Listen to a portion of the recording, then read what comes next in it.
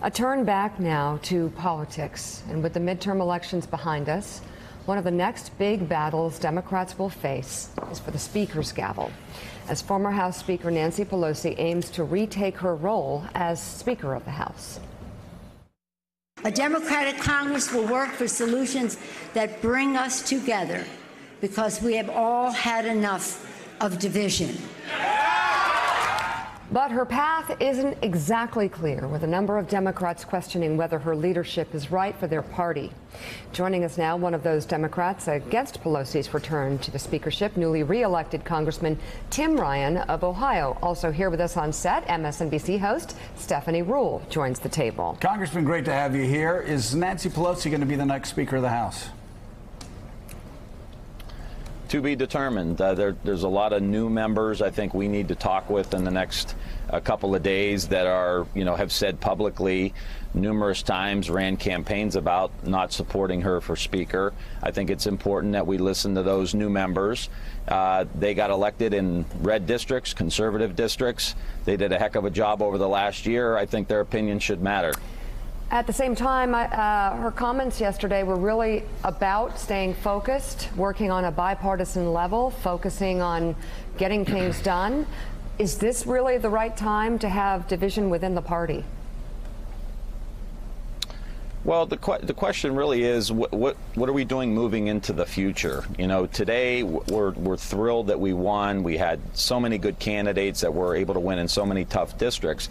This is the beginning of the game, not the end. How do we build a long-term, durable, sustainable majority? And I think asking new members who just campaigned for new leadership to come in and cast a vote for the status quo, that's not why they got elected, and I think that jeopardizes the future of our majority going into 2020. So do you think that Nancy Pelosi is not the best choice for a long-lasting, durable majority?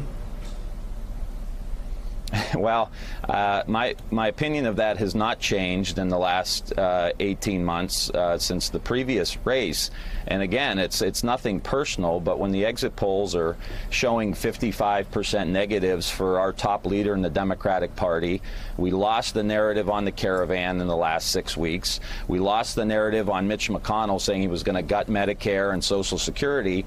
We've got to start thinking, how do we get into the future? Who are the best people to put in place to go and campaign for these new members that we got, in these suburban districts? Who's the best person? I think these folks need to say, what's the new leadership team look like? I don't have any intention on running right now, but what I'm saying is, why wouldn't we sit down with these new members who clearly have put us in the majority, have won in districts we haven't been able to win in?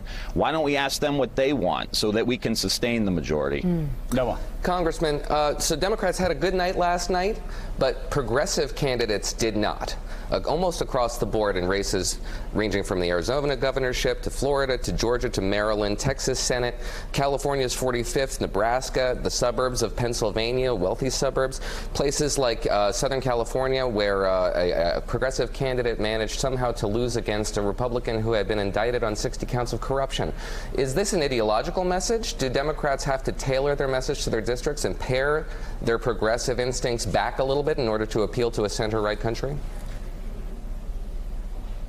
Well, again, these constituents that voted for our newer candidates, they may not be as progressive as some of us are. I mean, I'm as progressive as it gets, but we need to make sure we're winning these seats so that we can move on an agenda that is more progressive than, a tax cut that's a giveaway to the top 1% or complete deregulation that's going to kill us with climate change. So we need to take steps. How do we hold power?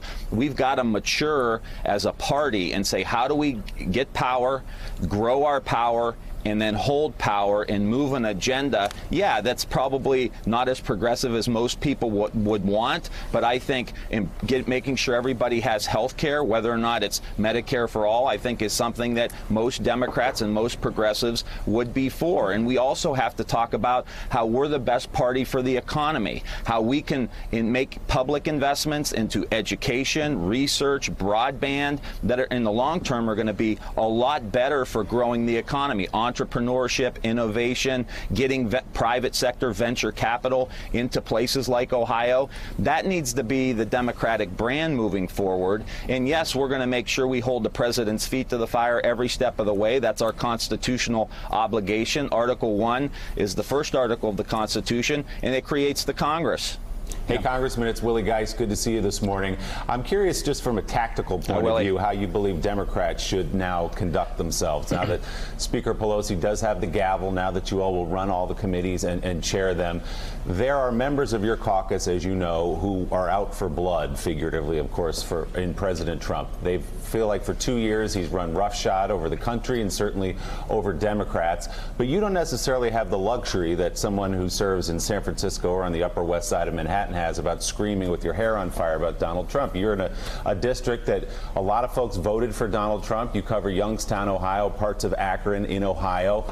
What would you recommend Democrats take as their approach now as they push forward? There will be people who want to use the word impeachment on day 1 in January. What do you think about that?